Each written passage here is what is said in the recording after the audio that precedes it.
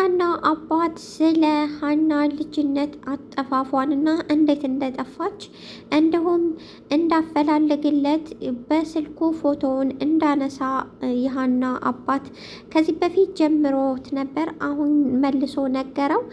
ደላላውም በጣም ደነገጠ። ሰላም ሰላም የቻናል ቤተሰቦች እንዴት ናችሁ? ሰላማችሁ በዝት ይበልልኝ። አመሰግናለሁ። ሰብስክራይብ ላይክ ስለምታደርጉኝ አላህ ያክብርልኝ። እንግዲህ ሀና በጣም የምታሳዝን ሚስኪን ልጅ ናት። እንግዲህ ለአባቷ ብላ ከዶክተርነት ወደ ሰራተኝነት ዙራለች። ስራ ክቡር ቢሆንም ነገር ግን እየደረሰባት ያለው ነገር በጣም ያስጠላል ማለት ነው። እንግዲህ የሀና አሰሪ ከዚህ በኋላ አንድ ነገር ብሰማ ከስራ አባረርሻለሁ ብላ አስፈራርታታለች። እሷም እሺ በፍጹም አላደርግም ብላ ተጨንቃና ተንቀጥቅጣ ነው የምትሰራው። ምክንያቱም ከዚህ ስራ ከወጣው አባቴን የማበላው የማጠጣው የለኝም፣ እንደውም ለሕክምና የሚሆን ነገር የለኝም ስለምትል ማለት ነው። እንግዲህ ሲረዳት ለነበረው ለደሴ ላለው ጓደኛዋ ደውላ በጣም እንደደከማትና ሁሉም ነገር እንዳስጠላት እያወራች ባለችበት ቅጽበት የቤት አሰሪዋ መጣ። ይሄን ሁላ ሰምቶ እሱም ወደ አዲስ አበባ ተመልሶ መጣ። የሆነውን ነገር በጣም ሁሉንም ነገር ሰምቷል ማለት ነው። ስልኩን የዘጋችው መስሏት፣ እሷ ግን አልዘጋችውም። እሱ የእያንዳንዱን ነገር እያዳመጠችው ነበር። አንቺም ተስፋ ቆረሽ ማለት ነው? አንቺ ተስፋ ቆረሽማ እኛም ተስፋ የለንም እያለን ነበር። እኔም እኮ ሰው ነኝ፣ ይከብደኛል፣ በጣም ከብዶኛል ሁሉም ነገር እያለች ነበር ማለት ነው። እንግዲህ ሶፋ ላይ ስለተቀመጠች ብቻ እየተሳቀቀች ነው። ነገር ግን የሀና አሰሪ እናቷ እንደሆነች እኔ አረጋግጫለሁ ማለት ነው። ምክንያቱም ከፎቶዋ እሷ ቤት የለጠፈችው ፎቶና የሀና አባት የያዘው ፎቶ አንድ አይነት ነው። ስለዚህ ከዛሬ 16 ዓመት በፊት የጠፋችው ሀንዬ እሷ እንደሆነች የታወቀ ነው። ነገር ግን እንደዚህ አሰቃይታት ልጇ እንደሆነች ስታወቅ፣ እንደውም ሀና እናቷ እንደሆነች ስታቅ፣ ምናልባት ሀና ቃና ልብ ስላላት እናቷን ልትቀበላት ትችላለች። ነገር ግን የሀና አሰሪ የነበረችው ልጇን እንደዚህ የምታሰቃያ ልጇን እንደሆነ ስታቅ ምን እንደሚሰማት መገመት በጣም ይከብዳል።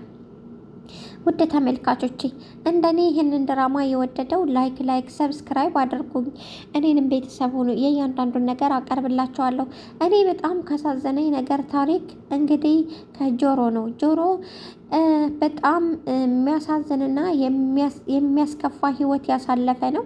እንግዲህ ጆሮ ከሌብነቱ ወጥቶ አሁን መስራት ስራ እያፈላለገ ነው። ነገር ግን ስራ የሚቀጥረው ጠፋ። ሌባ ነው እያሉት በጣም ቅስሙ እየተሰበረ መጥቷል ማለት ነው። እንዲሁም ሀና ከአባቱ እንዲርቅ አድርገው ከአባቱ ራቅ ብሎ ስራ እያፈላለገ ባለበት ቅጽበት ሌባ ስለሆነ አንቀጥረውም። ቀጥረው ሲያበቁ እንደገና ሌብነቱን እየደጋገሙ እየተናገሩት አይምሮው ተበላሽቶ ከስራም አባረሩት ማለት ነው። የገባበት ስራ ተሳካለች ሲል ከዛም ይወጣል። እንግዲህ ደላላው በጣም ለሀና ብዙ መስዋዕትነት እየከፈለ ነው። ይሄም ደሴ ያለው የሀና ጓደኛ አደራ እባክህን ሀናን ብቻዋን እንዳትተዋት ማንም የላትም ብሎት ስለነበረ ነው ከጎኗ ያለው። ሀና እንግዲህ አባቷ በጣም ህመምተኛ ናቸው። ሁል ጊዜም ከቤተ ክርስቲያን እቤት እንጂ ሌላ ምንም አይነት ነገር መስራት አይችሉም። በጣም ህመም ላይ ናቸው። ህመማቸውን ለማስታገስና አንድ ቀን መድኃኒት ሳይገዛላቸው ከዋለ በጣም አደጋ እንዳለው ታውቃለች። ይህንንም ስለሆነ ነው እየተገለመጠችና እንደፈለጉ እያሽከረከሯት ምንም ነገር የምትሰራው። ሀና ከምንምና ከማንም በላይ ለአባቷ ነው ትሪት እያደረገች ያለችው። ሀና እንግዲህ ሀና ዶክተር ያናገረችው ደላላው ሀና አሁን አንድ አማራጭ አለን። እሱም ምንድነው አማራጩ?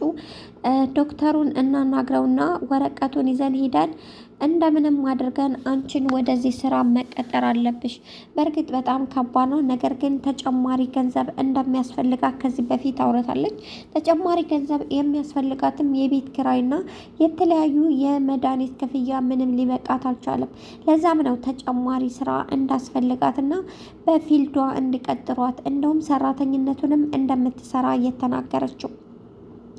እንግዲህ ሀና የቤት ሰራተኛ ስትሆን ወዳ ፈቅዳ ራሷን አምናበት እንደሆነ ደጋግማ ለደላላው ተነግረዋለች። ይሄ ስራ ለኔ አስፈላጊ ነው፣ አባቴን ይሻልልኝ እንጂ ለኔ ስራ ምንም አታስብ አለች።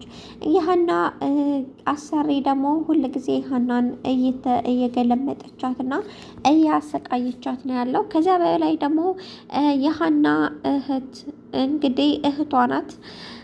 ሀናም ባታቅም በጣም መጠጥ ትጠጣለች፣ እንዲሁም የፈለገችውን ትናገራለች። በጣም ከባድና ውስብስብ ውስጥ ነው ያለችው።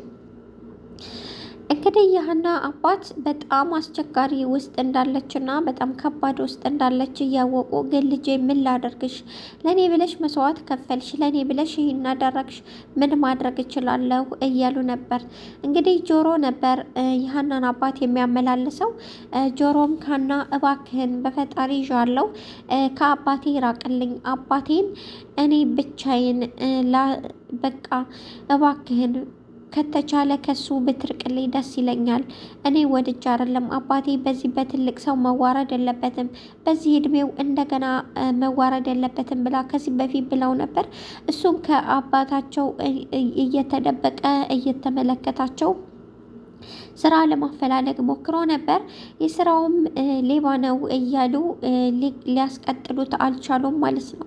ሀናም እንግዲህ ስራዋን እየሰራች እያለ በየቅጽበቱ የሚሰድቧትና የሚያሳቅቋት ነገር እያስለቀሳት ቢሆንም ለአባቴ ስል መጠንከር አለብኝ፣ አባቴ ማን አለው ያለ እኔ፣ ምክንያቱም አባቴ አንድ ነገር ከሆነብኝ የሆነ ነገር የሚፈጸመው እንዲሁም አባቴ ከሞተብኝ እኔ ነኝ አንድ ነገር መሆነው ብቻዬን ያለሁት ብላ ስለምታስብ እንግዲህ ጠንካራና ብርቱ ሴት ሆናለች ማለት ነው።